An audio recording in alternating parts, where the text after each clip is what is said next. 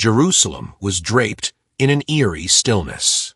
The air, thick with the lingering grief of the crucifixion, seemed to press against the ancient stone streets.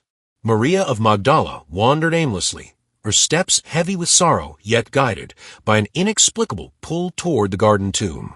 The world had just witnessed a darkness that felt eternal, and she, like many, was grappling with a void that words could not fill. Memories flooded her mind as she walked, moments of clarity when Jesus had spoken of mysteries far beyond mortal comprehension. "The kingdom is not of this world," he had said, his eyes glowing with a light that seemed to pierce through her very being. "The body is a vessel, but the soul is eternal." At the time, his words had seemed cryptic, a riddle for which she lacked the key. But now they resonated with an urgency that made her heart race. As Maria approached the tomb, the earthy scent of the early morning dew mingled with the faint aroma of spices she had prepared. She felt the cold seep into her skin, a sensation that only deepened the aching emptiness inside her. Yet, beneath her grief, there was a flicker of something, an intuition she could neither name nor ignore. The garden around the tomb was quiet, save for the rustle of leaves stirred by a gentle breeze.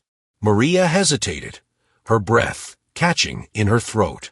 The stone that had sealed the tomb lay rolled aside, a sight so impossible that it momentarily froze her where she stood. A strange warmth enveloped her, a sensation that felt both foreign and familiar. She stepped closer, her hand trembling as it reached out to touch the cold, smooth surface of the stone. The tomb was empty. Her heart pounded as questions surged through her mind. Who could have done this? Had his body been stolen? Was this some cruel act of desecration? Tears welled in her eyes, blurring her vision as she backed away, her body trembling. Suddenly, a voice, a presence, cut through the silence. "Why do you weep, woman?" Maria turned sharply, her breath hitching as her eyes met the radiant figure before her. The light emanating from him was unlike any she had seen, not blinding but encompassing, as though the very air vibrated with his presence. "Rabboni," she whispered, her voice a fragile thread of hope. The figure smiled, a soft and knowing expression that dispelled her fear. It was him, yet not him. His form was both familiar and otherworldly, transcending the physical boundaries of what she had known. "Do not cling to what you see," he said gently, his voice resonating with a profound calm. "I have risen, not to return as I was, but to show the way to what you may become."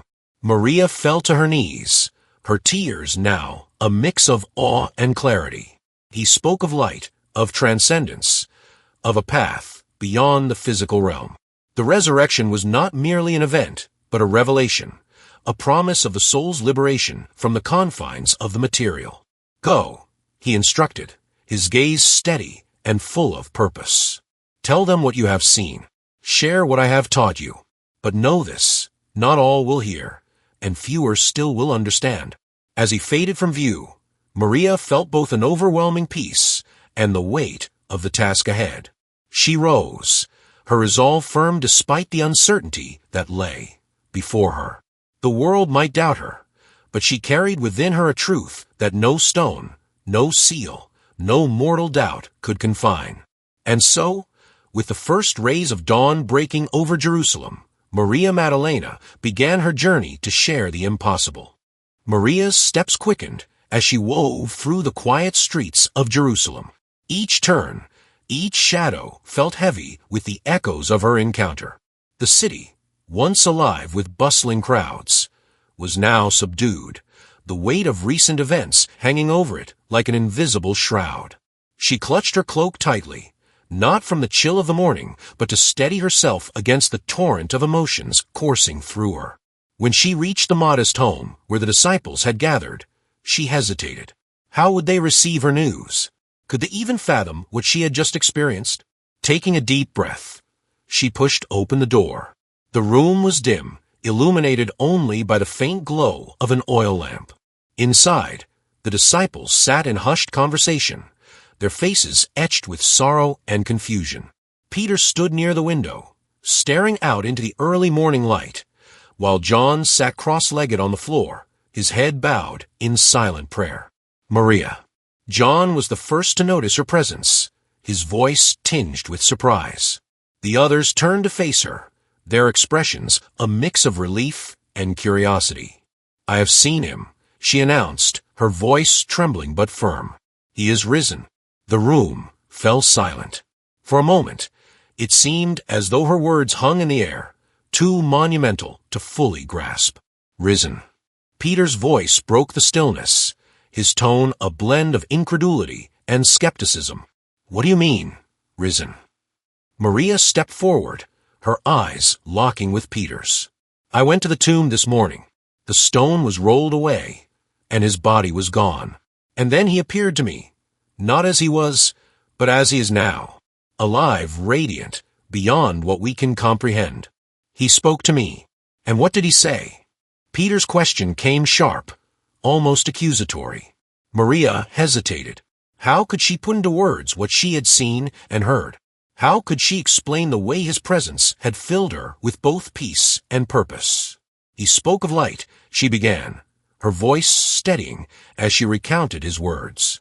"Of a path beyond this world, of the soul's liberation. He told me to share this message, though not all would believe." Peter's brow furrowed, his expression darkening. "And why?" he said slowly, his voice heavy with doubt. "We appear to you a woman, before any of us. Why not to me, or John, or James?" A murmur rippled through the room. Some of the disciples exchanged uneasy glances, while others leaned forward, their faces alight with curiosity. "Because I was ready," Maria replied, her gaze unwavering. "Because he knew I would understand." "Understand what?" Peter pressed, his tone bordering on contempt. "That the rest of us are blind. That we, who followed him day and night, who witnessed his miracles and endured his trials, are unworthy of this revelation." Maria took a step closer, her voice rising with conviction. "He did not come to reaffirm what you already believe, Peter. He came to reveal what you have yet to see. You look for him in the flesh, but he has transcended it. The resurrection is not about the body, it is about the soul." Peter's lips tightened, his hands clenching into fists at his sides. "These are dangerous words, Maria. You speak as if you know more than those he chose to lead." John stood, his calm presence diffusing some of the tension. "Let her finish," he said softly, his eyes searching Maria's face. "What else did he say?" Maria's gaze shifted to John, her voice softening. "He spoke of the light within us, the divine spark that connects us to the Father. He said that the kingdom is not a place, but a state of being, a return to the fullness from which we came." A silence fell over the room once more. Some of the disciples looked thoughtful, while others appeared uneasy. Peter, however, remained visibly agitated. This is not what he taught us," he muttered, shaking his head. "The kingdom is real, tangible. It is not some abstract notion." "Perhaps it is both," John suggested, his tone measured. "Perhaps what she has seen is another facet of the truth." Maria stepped back, her chest tightening. She had expected doubt, but the intensity of Peter's resistance surprised her. Yet, even in the face of his skepticism, she felt a quiet certainty take root within her. She had seen the truth, and no amount of doubt or opposition could shake it. "I have delivered his message," she said, her voice steady despite the turmoil in the room. "What you choose to do with it is up to you." With that, she turned and walked toward the door. Behind her, the voices of the disciples rose in heated debate, their words blending into an indistinct hum. But Maria did not linger. She had other ears to reach, other hearts to stir. As she stepped out into sunlight, a sense of resolve washed over her. This was only the beginning. Maria's departure left a charged atmosphere behind. The disciples, now divided, turned to face one another, their expressions a mix of uncertainty and determination. Peter remained by the window, his fists tightening as he processed Maria's words. John, seated again, appeared deep in thought, his hands clasped together in prayer. "She speaks with conviction," Thomas murmured, his voice cutting through the silence. And yet, could it be true? Peter turned sharply, his frustration palpable. True. Are we to take her vision as fact? A vision granted to her alone. This undermines everything we have stood for. Thomas met Peter's gaze, unyielding. Is it so impossible that the teacher would reveal himself to her first? He never shied away from defying expectations, but to entrust her with the message. Peter argued, his tone rising. "We are his chosen apostles, not what?" John interrupted, his calm voice carrying an edge of reproach. "Not women. Have we so quickly forgotten how often he upended our notions of authority and worth?" The room fell silent once more, the weight of John's words settling over the group. Outside, the streets of Jerusalem buzzed faintly with life, but inside, the tension remained thick. Maria made her way through the city, her mind swirling with a mixture of determination and unease. She had expected skepticism, but the strength of Peter's opposition weighed heavily on her. Still, she clung to the clarity of her encounter with Jesus. His words, his presence, they had been undeniable. Her steps led her to a small gathering of followers who had remained in the background of the disciples' inner circle. These were men and women who had listened to Jesus with open hearts, but had not yet stepped into the forefront of the movement. Maria saw in them a potential for understanding, a readiness that others lacked. Gathering them in a quiet courtyard, she shared her vision. The words came easier now, flowing like water from a deep well.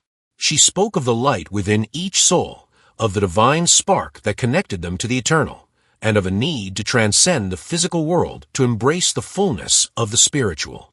The listeners hung on her every word, their eyes wide with wonder.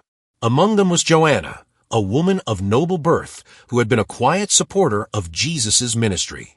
She stepped forward, her voice trembling but resolute. "What you describe, it resonates. I have felt it too, though I did not have the words to express it." Maria reached out, taking Joanna's hands in hers. "You do not need the words," she said gently. "The light speaks to each of us in its own way. What matters is that you listen." Back in the disciples' gathering, the debate continued to intensify. James, the brother of Jesus, spoke cautiously, trying to mediate between Peter and those more open to Maria's message. "Perhaps," James suggested, "we should not be so quick to dismiss her. The teacher often said that the first would be last, and the last would be first. Could this not apply here?" Peter shook his head, his frustration spilling over. "And what of the kingdom? The restoration of Israel? Are we to abandon the hope of a tangible victory over our oppressors for the sake of abstract ideas?" "It is not abstract," John countered, his voice firm. "It is profound. And if we dismiss it without understanding, we risk ignoring what may be the most important part of his teaching." Thomas leaned forward, his expression serious. If her vision is true, then we must ask ourselves, why her? What does it mean that he chose Maria to carry this revelation? Peter's response was cut short by a knock at the door. Andrew, seated near the entrance, rose to answer it. A young man entered, his face alight with urgency. "Maria is speaking in the courtyard," he announced. "She is gathering others, men and women, to share her vision." The disciples exchanged uneasy glances. Peter's jaw tightened. "She is dividing us," he said grimly. "If we do not act, her words will lead others astray." A new path. Maria's gathering grew as the day stretched on. Her message resonated with many, especially those who had felt overlooked or marginalized in the traditional hierarchy of the disciples. They saw in her a leader who spoke to the deepest longings of their souls, a leader who offered not just hope, but understanding. As the sun dipped below the horizon, Maria led the group in a quiet moment of reflection. Together, they closed their eyes, seeking the light within themselves. The courtyard seemed to hum with a quiet energy, as if the very air vibrated with the presence of something unseen yet profoundly real. When the moment ended, Maria opened her eyes to find a group looking to her with a mixture of reverence and anticipation. She smiled, her heart swelling with a sense of purpose. Whatever resistance she might face, she knew she was on the path she was meant to walk. But even as she felt the warmth of their faith, a shadow loomed on the horizon. The disciples, led by Peter, were preparing to confront her directly. The divide between their visions of the resurrection, the physical and the spiritual, was growing, and with it came the seeds of a conflict that would shape the future of their faith. The confrontation between Maria and the disciples was inevitable. Word of her growing following had reached Peter, and his frustration boiled over. It wasn't just about Maria's claim to revelation. It was about authority, tradition, and the integrity of the mission they believed Jesus had entrusted to them. Under the cover of dusk, Peter, accompanied by Andrew, Thomas, and James, made his way to the courtyard where Maria often gathered her followers. Their approach was deliberate, their steps heavy with purpose. The sounds of the city faded behind them as they entered the quiet space, where flickering oil lamps cast soft shadows against the stone walls. Maria stood at the center of the gathering, her voice clear and steady as she recounted the words of Jesus. The small crowd around her listened intently, their faces reflecting awe and contemplation. But when she saw the figures of Peter and the others appear at the edge of the courtyard, her voice faltered for a moment. She recovered quickly, though, and met Peter's gaze with unwavering resolve. "Maria," Peter called out, his voice cutting through the murmurs of the crowd. "We must speak." The followers parted, stepping back to give space to the unexpected confrontation. Maria nodded, gesturing for Peter and the others to join her. "Speak, then," she said, her tone calm but firm. "What troubles you?" Peter wasted no time. "Your message divides us," he said, his frustration evident. "You speak of visions and revelations, of truths that he did not entrust to the rest of us. Why should we believe that he chose you, alone, for this?" Maria regarded him with a steady gaze. "Do you think it was I who chose this path?" she replied. "It was he who appeared to me, he who entrusted me with these words. I did not ask for this burden, but I will not deny what I have seen and heard." "And yet," Peter countered, "you gather these people as though you are their leader. You speak of the resurrection as if it were a secret known only to you. This is not the unity he desired." A murmur rippled through the crowd, but Maria held up a hand, silencing it. She stepped closer to Peter, her voice soft but resolute. "The unity he desired is not one of conformity, Peter. It is a unity of the Spirit, a unity in the light. Do you not see? The resurrection is not just a moment in time. It is the awakening of the divine within each of us." Peter shook his head, his expression a mixture of disbelief and anger. "You speak in riddles," he said. "The teacher came to restore Israel, to bring salvation to all. This talk of light and awakening is not the mission he gave us." Maria stepped back, her hands clasped before her. "Perhaps you misunderstand the mission," she said quietly. "Perhaps he entrusted me with this because you were not ready to hear it." The tension in the courtyard was palpable. The followers watched the exchange with bated breath, their loyalty divided. Some nodded in agreement with Maria's words, while others shifted uncomfortably, their eyes darting between her and Peter. John, who had remained silent until now, finally spoke. "Peter," he said, his voice calm and measured, "perhaps there is wisdom in listening. The teacher often spoke in ways we struggled to understand. Could this not be another instance of that?" Peter turned to John, his frustration evident. "And what if it is not? What if this path leads us astray? We were called to spread his teachings, not to fracture his message." "His message," Maria interjected, "was never about division. It was about truth. And the truth is that the light resides in all of us, waiting to be awakened. If that is divisive, then perhaps it is not my words you fear, but the challenge they pose to what you have always believed." Peter stared at her, his jaw set, but he did not respond. Instead, he turned to the others. "You would do well to consider the consequences of following such words," he said, his voice heavy with warning. "The path she walks is not the one he laid out for us." With that, Peter turned and began to leave the courtyard, Andrew and James following reluctantly. John lingered for a moment, his gaze shifting between Peter's retreating form and Maria, who stood rooted in place, her expression a mixture of sadness and determination. Finally, John stepped forward. "I don't know if I fully understand what you're saying, Maria," he admitted, his tone thoughtful. "But I cannot deny the wisdom in your words. Perhaps there is more to his message than any of us have yet realized." Maria smiled faintly, her eyes meeting John's. "The light speaks to each of us in its own time," she said. "When you are ready, it will reveal itself to you." As the night deepened, Maria's followers began to disperse, each carrying with them the weight of the confrontation. Maria remained in the courtyard, gazing up at the stars. Joanna approached her, her expression one of quiet admiration. "They will not see what you see," Joanna said, her voice tinged with sorrow. "Not yet," Maria replied, "but the light is patient. It waits for those who are ready." Joanna nodded, her resolve strengthening. "Then we will carry it forward, for those who are willing to listen." Maria placed a hand on Joanna's shoulder, her grip firm but gentle. "Yes," she said, "we will." In the days that followed, Maria continued to speak, her message spreading quietly but steadily among those who sought a deeper understanding of the resurrection.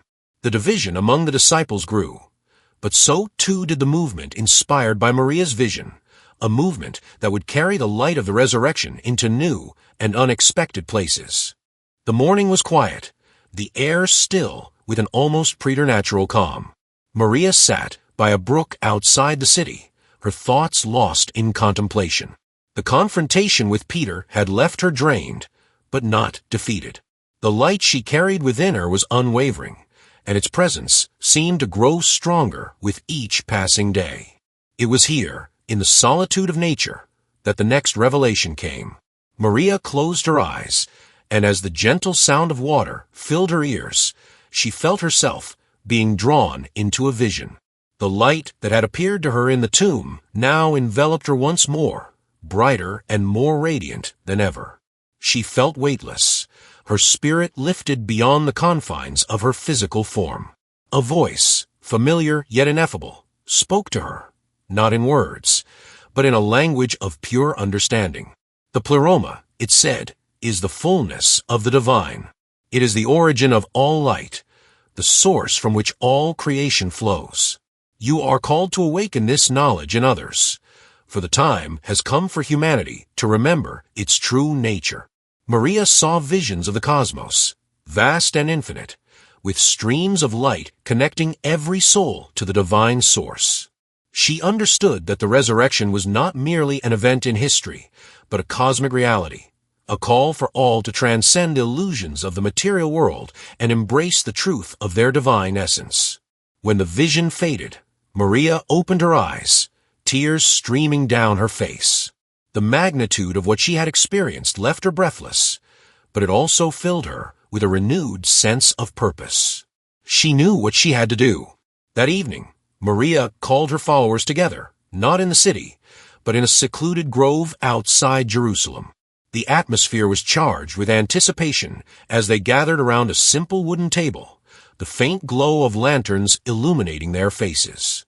"I have been shown the fullness of the light," Maria began, her voice steady and filled with conviction. "The pleroma is the source of all creation, the divine reality that transcends this world. Jesus came to show us the way back to this fullness, to remind us that we are not bound by the flesh, but are eternal beings of light." The followers listened intently as Maria described her vision. She spoke of the streams of light connecting every soul, of the divine spark within each person waiting to be awakened. Her words resonated deeply, and many felt as though a veil had been lifted from their understanding. One of the followers, a man named Matthias, raised his hand hesitantly. "But how do we reach this fullness?" he asked. "How do we awaken the light within us?" Maria smiled, her eyes shining with a serene confidence. Through love, understanding, and the rejection of fear, she replied. The light cannot be forced. It must be embraced. We must let go of our attachments to the material and open ourselves to the truth that lies within.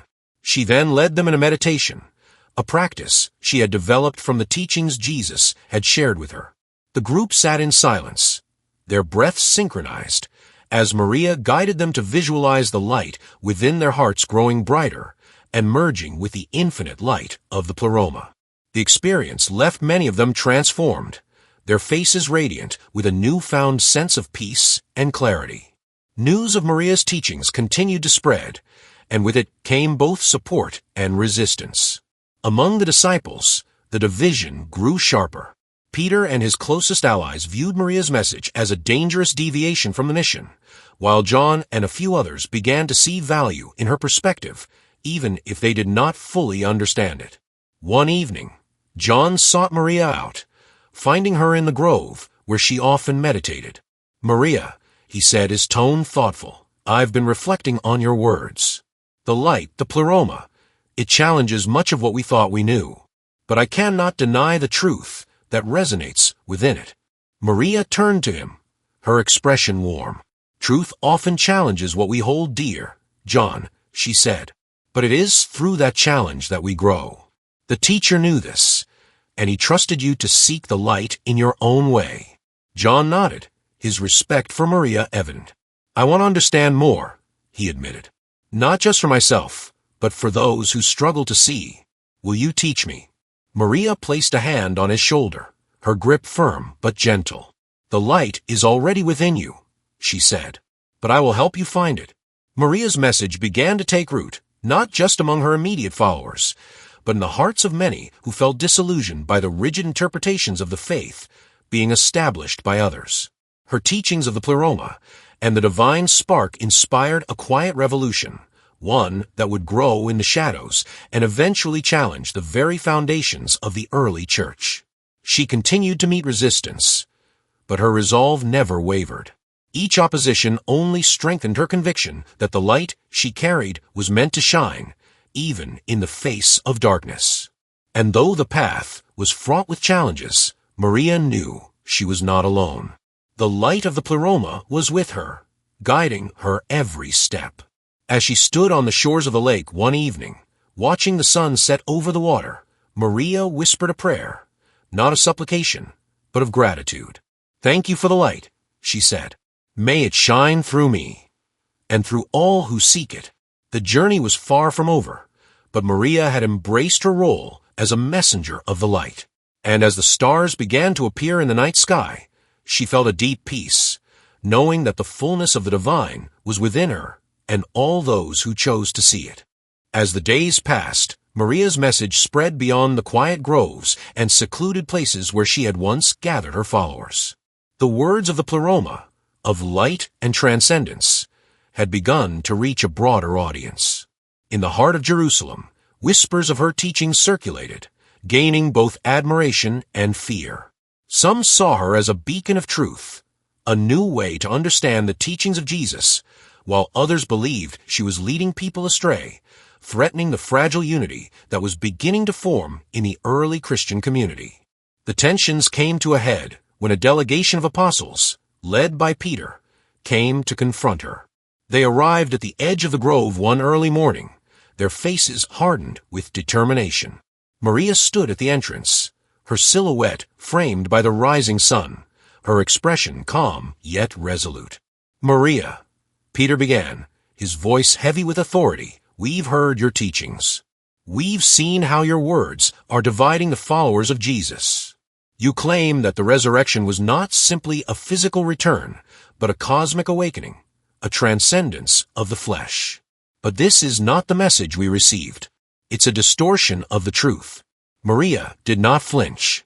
Her eyes, full of compassion yet unwavering, met Peter's gaze. "Peter, the resurrection is more than what our eyes can see. Jesus didn't come to restore a physical kingdom.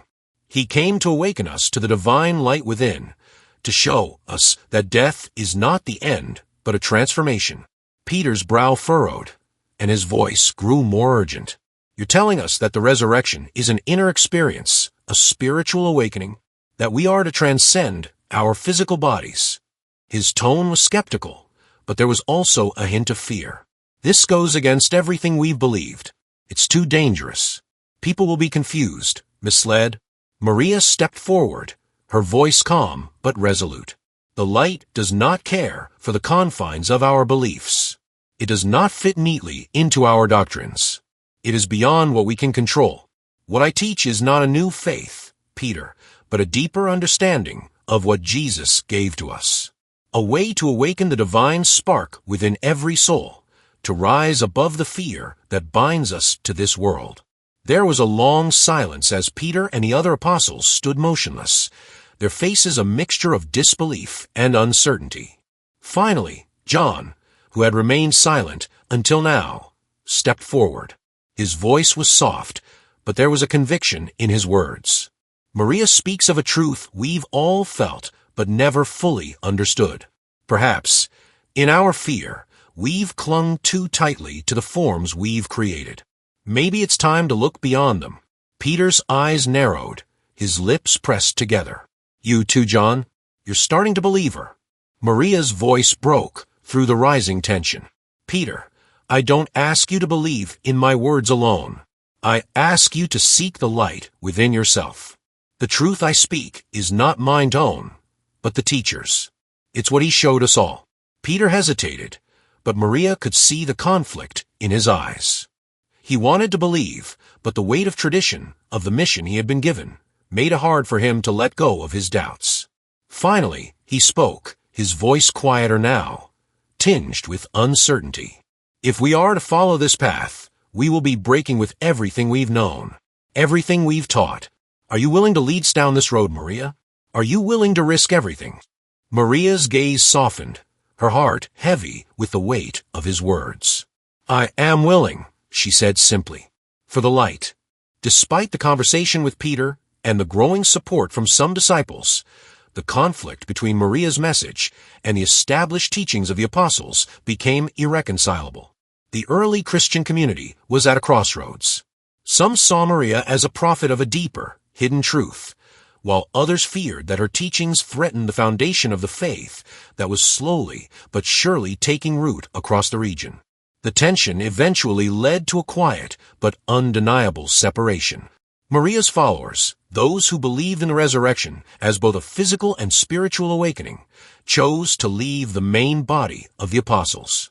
They continued to meet in secret, their gatherings small but powerful, filled with contemplation and the sharing of the deeper mysteries of Jesus' teachings.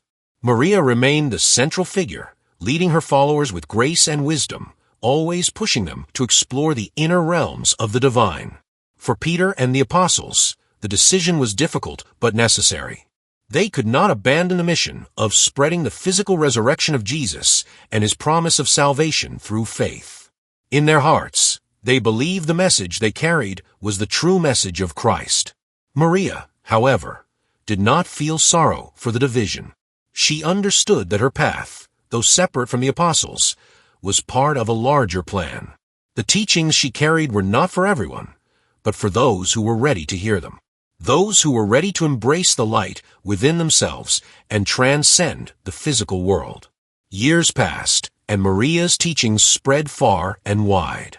The small group of followers she had once gathered grew into a movement, a quiet revolution of the soul.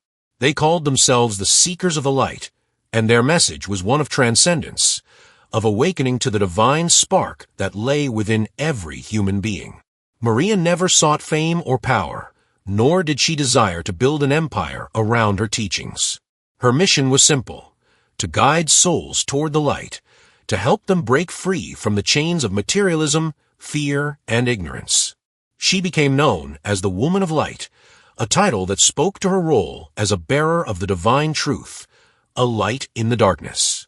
As the years went on, the early Christian church continued to grow, and the division between those who followed Maria's teachings and those who followed the apostles remained. But the legacy of Maria, the Woman of Light, endured. Her message of transcendence, of the inner resurrection of the soul, continued to inspire countless others who, like her, sought the fullness of the divine within. One day, long after the passing of the apostles and the early church leaders, a new generation of seekers began to rediscover Maria's teachings. They found her words scattered in ancient texts, fragments of forgotten scriptures, and the testimonies of those who had walked with her. The woman of light had not been forgotten. Her legacy was reborn, not as a history of division, but as a timeless message of inner awakening, of the light that transcends all things.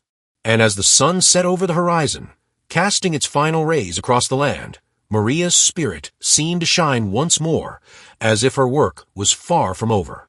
The light she had carried, the light of the pleroma, would continue to guide those who sought the truth, those who were ready to hear its call.